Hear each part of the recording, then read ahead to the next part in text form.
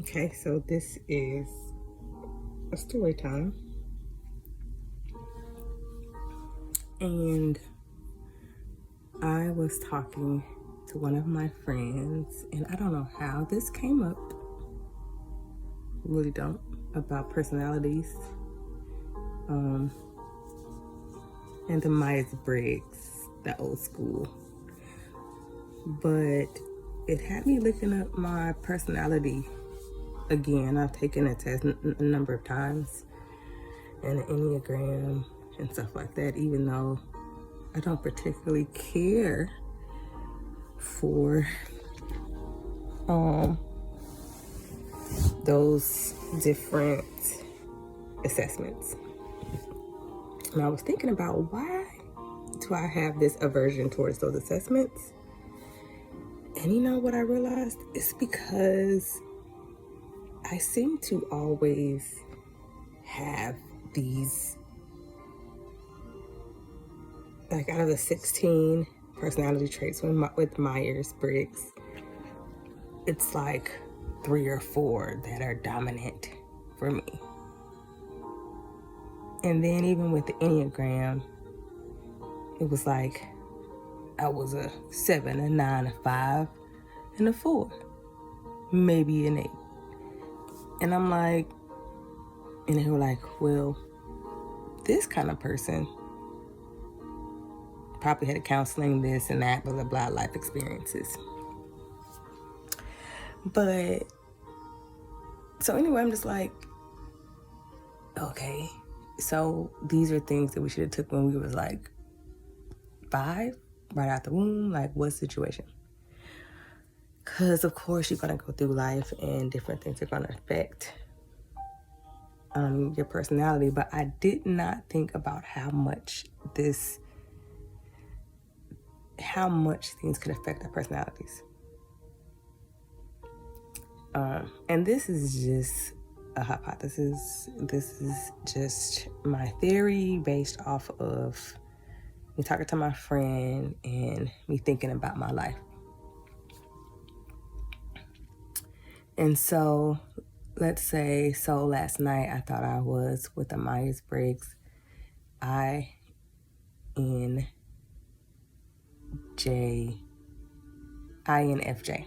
So all last night I was looking at all this stuff about INFJ. I was like, man, that's me. And okay, so I was like, that's me. And then for some reason early in the morning, I looked up another one. Or maybe no, I looked up the entire chart. And I just started reading through them. And I was like, wait, no, the ISNP,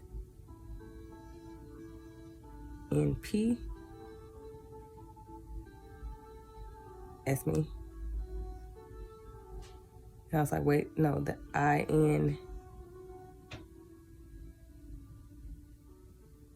INFP, that's me.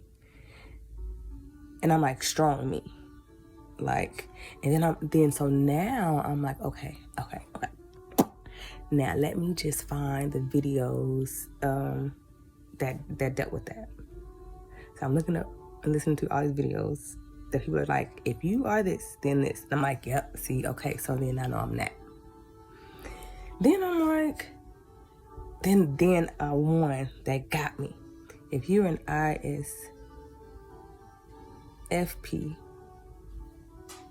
these are the differences in INFP.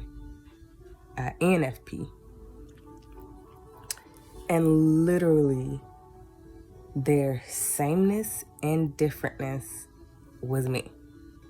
And so I'm like, see, this is why this stuff bothers me. Because I'm just like,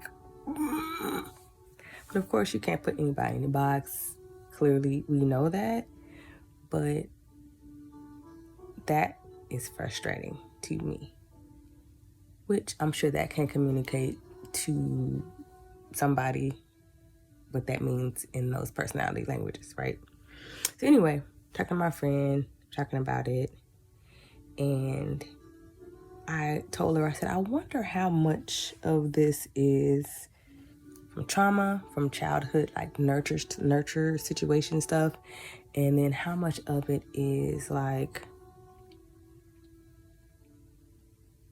just with age, right? And different self-awareness, different skills being honed in. Like, these are all the things I'm like asking myself, which is why I'm like, okay, that makes sense. So then I started telling her a story, and I'm just going to share this story about my childhood. There's a couple links. I do not have a lot of childhood memories. And whenever I would think about, or whenever I had,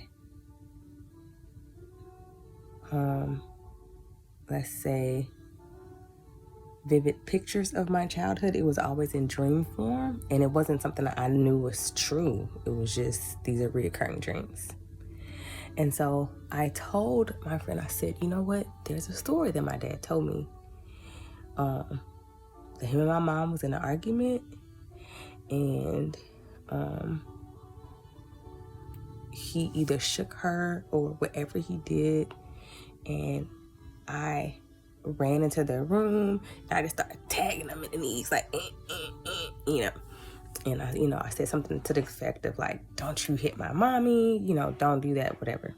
And then he was like, this is my dad telling me the story, which I reconnected with my dad when I was an adult. And so he said that happened, and he, said he would never do it again, blah, blah, blah.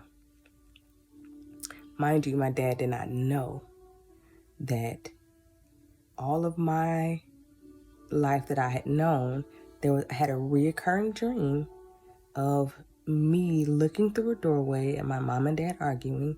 Mind you, I didn't even know how my dad looked. There was no pictures of him, so this was just a figure in my dream. And they're arguing, and then he pushes her. And then I run in, and then that's it. Nothing else. That was reoccurring literally my entire childhood past the age of 10. So when I say childhood, I mean it from like 10 to 17. Oh, actually, even when I went to college. So, he had no clue that literally was something that I'm like, I don't even know what this is. I keep dreaming about this. And he mentioned that. And I was like, wow, really? He was like, yeah. After my dad told me, I never had that dream again. Never. So those who know what that is can, speak to that. But I was like, wow, that's interesting. I mean, I didn't know. I'm like, that's interesting. So what that told me about myself, though, I said, you know what? I had a strong sense of justice then. I'm very, I hate for the thought of a woman getting abused or hurt or anything like that. I just thought, and honestly, to be honest, I just thought it was because I watched a lot of Lifetime, and the men was always wife beaters, right? They're wearing these shirts that we affectionately call wife beaters, which is pretty sad. And they probably don't call them that anymore, but that's not the point. So I thought it was because of that and that conditioning. Like, oh, man, and they just beating on women. So that's one story that I realized, oh, okay. I was like this when I was little. This is something in me. And I say that to say, like I said, I didn't know how much of who I am now was legitly me naturally, which is why I believe on those tests, it was just I was all over the place. So then, rewind or fast forward, I don't even know time periods, but my dad also told me another story. So let's say I am the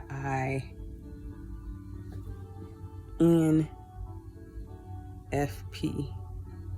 That's introverted, intuition, feelings, perceiving. And you can look more into that. I don't necessarily want to give the energy to that. But let's say that was the strongest one, or INFJ, those two. So I was like, yeah. But then when I heard about ISFP and that whole adventurous aspect, I'm like, I'm very adventurous. Like, I love me a good adventure. I am like very much all about that, right? And different seasons of life, allow you to have different things going on, right? But I said, I'm also very scary, and I'm also very much careful and cautious. I don't like doing certain things, and so, just like, so sometimes we're just like, I don't know. My dad tells me this story. He says that my family, we went to Disney World. I have an older sister and a younger brother. My mom took my older sister to a ride. I was with my dad and my younger brother, who was in a stroller. My little brother was on one of the little toddler rides. My dad said that I kept asking him to get on the ride, and I just kept asking until I stopped asking. He told me to stop, but he decided to stop asking. My dad was recording my little brother on this toddler ride. He says when the ride was done, he looks up and I'm gone. Now, mind you, of course, in my mind, I'm like, so you didn't know I was not there a whole ride? Like, you was recorded and didn't know your daughter was gone? I feel a type of way. But no, seriously. So, he said I was gone. He got scared. Oh my goodness. He got in contact with my mom. They apparently reported I was missing. My mom's upset with my dad. Like, it's just this whole thing. And so then my dad was like, well, they're like looking around. Like, this is Disney World in Florida, mind you. This is World, okay? He said that they were looking, all over for me. And he was like, two men were walking by. And they were like, man, that little girl is so brave. Wow, that little girl's so brave. She fell off the ride or something like that, to that extent. Or she could swim, or she's so brave. Whatever happened on the ride, it was a water ride. I don't know if I fell off, because for one thing, I was too little to be riding a ride by myself anyway. But I think apparently I told my dad that I said I was with somebody. That's the whole thing. But my dad said he asked those two men, didn't know them from anything, but he said it sounded like me. And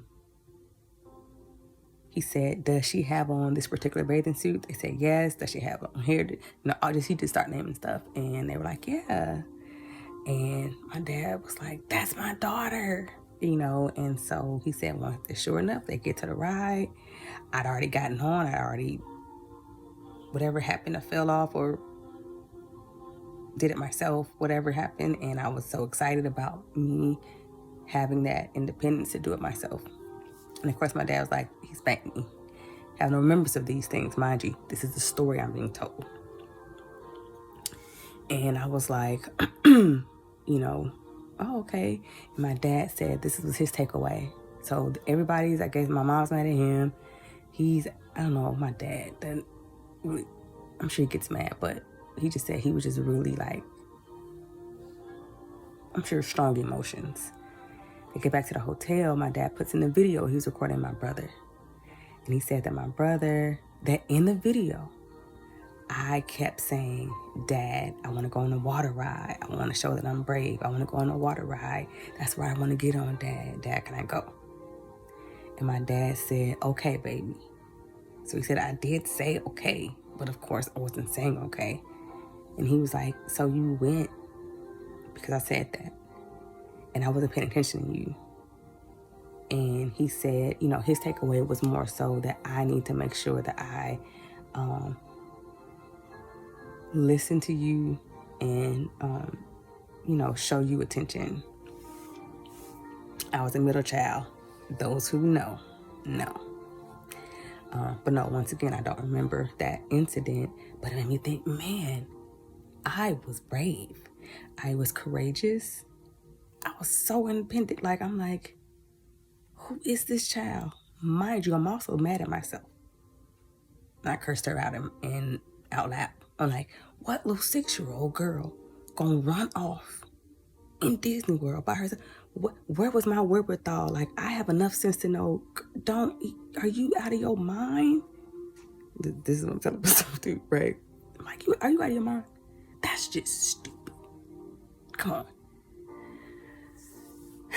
Which goes to show that whichever personality trait and being down on yourself, I definitely was like, yep, see, that's me. But yeah, I'm like, I didn't know enough to be like, girl, you better not run off. And I'm surprised with the mom that I have, I'm like, come on now. But anyway, so clearly that was in me. And my mom told me about a time that we went over to someone's house. They had a pool. I love the ocean. I love water. I love all that kind of stuff. But she said that I had a brand new dress on. She wanted them to see my dress. As soon as I saw the pool, I ran out to the back of these people's houses. This house. I took off my dress and I jumped in the pool. With my non-swimming self, almost drowned. Somebody had to come save me. But anyway, so then I'm like, man, I must be the IS, like clearly spontaneous, risky, and I do know that I have that in me. This is just a part of the story because this is already long, but I'll share these things to say it has taken me in my self-awareness journey, healing, whatever. Hearing stories of what I consider one of the most traumatic events that happened in my life, and it's my parents no longer being together. And I want to say this to say that I don't really think that sometimes we realize the effect that things have on kids. And people quickly say, kids are resilient, they'll get over it, yada, yada, yada, yada. And though those things may be very true, you just have no idea how things affect anybody. The reason with kids is that stuff is still in our memory, i.e. my dad's situation with my mom, blah, blah, blah. We just may not remember to bring it up. But how we move in the world, it makes a difference. And I believe a lot of my all over the place, kind of with the personality situation, also comes from I couldn't be who I was once my dad was no longer in my life. Now, mind you, this is hindsight, because I'm thinking he was like part of my foundation. Right? Like, literally, it would be hard to stand if you were standing on a rug. It would be hard for you to be able to maintain your groundedness if the rug was just pulled up from up under you, adult or child, no matter how resilient you are. Even if you were to be able to stand or wobble or get yourself back up, there's now a possible fear or cautiousness, right? That could happen again. Possibly. And so I say it to say that has been, from what I gather from even my counseling sessions, whatever, but just the literal number one factor for so many ways in the way I move and act in life, that I don't know how to decipher what is me and what is a response to that. And I'm sure there's plenty of other traumas, right? I've almost drowned, but that doesn't stop me from getting in the water. And I've almost drowned 2 or 3 times. I love the water still. Not afraid of it at all. But just to say I'm just saying that from someone as I was thinking about how, as I'm learning to love the woman that I am and I'm becoming, I'm also getting to know that woman. And it's later on in life, and I could harp on all that, but just the reality of it's been a process, right? But who am I really? Am I this way to cope? So a lot of it, I'm sure, was coping mechanisms. There wasn't no counseling therapists offered, none of that, when I was growing up. So it wasn't like I was like able to talk it through. Then I'm also naturally quiet, naturally keep to myself, naturally thinking through, trying to figure things out. So doing this as a child with no control over the situation, and no one talks to me about it. But I didn't ask any questions either. And interestingly enough, I do remember one time my uncle, I guess my uncle told me later on about this story. He said, you kept asking about your dad and talking about your dad, and your dad is going to come and do this and do that and that. He said, I had to tell you that your dad is not coming back. Your dad is not here, and your dad doesn't love you. Now, that may sound harsh to people, but my uncle said that he was trying to help me to understand that if my dad loved me, he would be here. Now, and once again, all that with that, I'm not going into that, but my uncle wanted me to, I guess, grow out of that. He felt maybe that was the only way he can get me to move forward. My dad was not coming to get me. My dad was not here anymore. There was no more dad. And the way I internalized that, which is once again part of my personality, I'm sure, I took that. My uncle was like, I'm never going to replace him as your dad, but I'm your uncle and I love you and I'm here.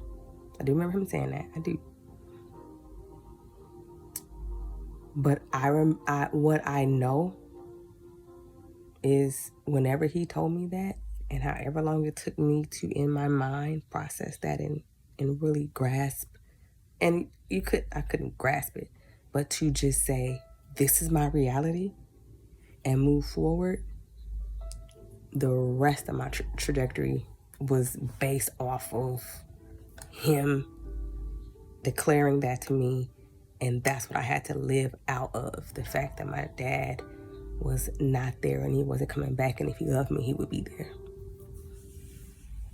And my dad is in my life, now as an adult, but just to say, I don't even know how that, truly emotionally affected me. I can't remember any emotions from that. I just know that I told my mind, like I literally trained myself to never think about that man again. I can't tell you how I did it. I literally did not think about him. When people would ask about people's parents and situations, I have no remembrance of me ever having a story or a thought about him. Like I said, in that recurring dream, I didn't even know how my dad looked. So I didn't know what was going on with this person and my mom. My mom never talked about my dad, good or bad. So I'm literally moving forward in life, not thinking about my dad consciously, right? Clearly he's in there, he's in here. And just to wrap this up, make a series of stories short as possible.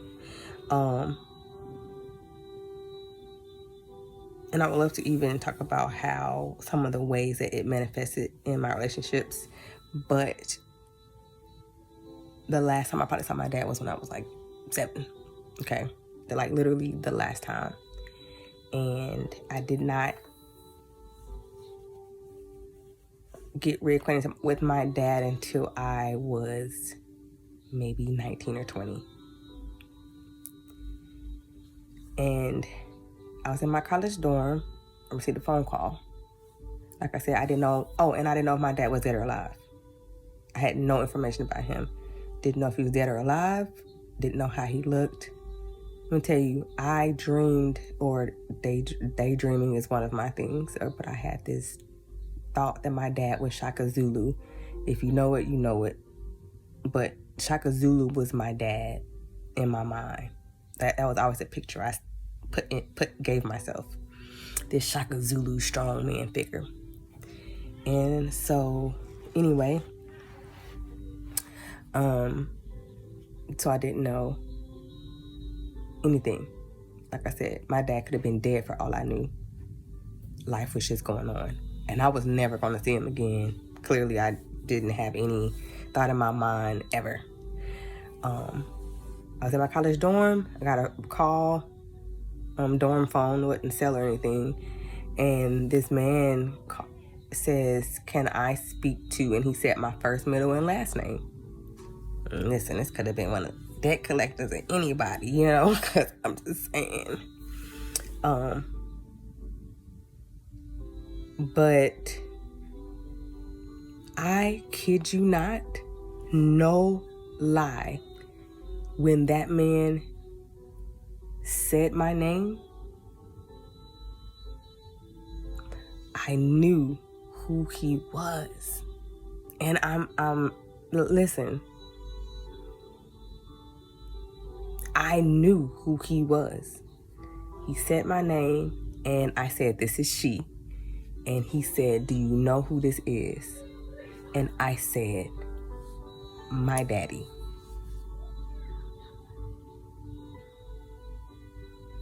How? My dad, I have no memories of him, did not know if he was alive. How did I know this man calling me in my college dorm when I'm 20 years old? I didn't know if he was even dead or alive was my dad. How did I know? It is bananas, okay? Bananas. That man was my daddy. And I knew that was my daddy. I knew. I did not have any doubt in my mind. Though before he called, for all I knew, he was dead. And I never was going to hear his voice, see him again, even recognize him. But I knew that man was my daddy. So, anyway, the mind is so amazing in how those different things work together. But I just want to say that because, listen, okay, anybody want to explain all of that? I'm cool. I'm good with that. I don't really care because it's power in the whole situation to me, period. But it's just, I just wanted to share that and my reasons why I'm frustrated with the personality things, but also the reality of trauma and just not having a parent there. And that's just my aspect of my perspective. If they were never there, you know, that has a different situation for you. But my dad was until I was 7. And fully there. Like, my family was like, you were with your dad all the time. Like, you were your dad's road dog. Whenever my dad jumped in his truck to go somewhere, he would have me in the passenger seat. No memories of these things. This is what my family is saying. And I'm like,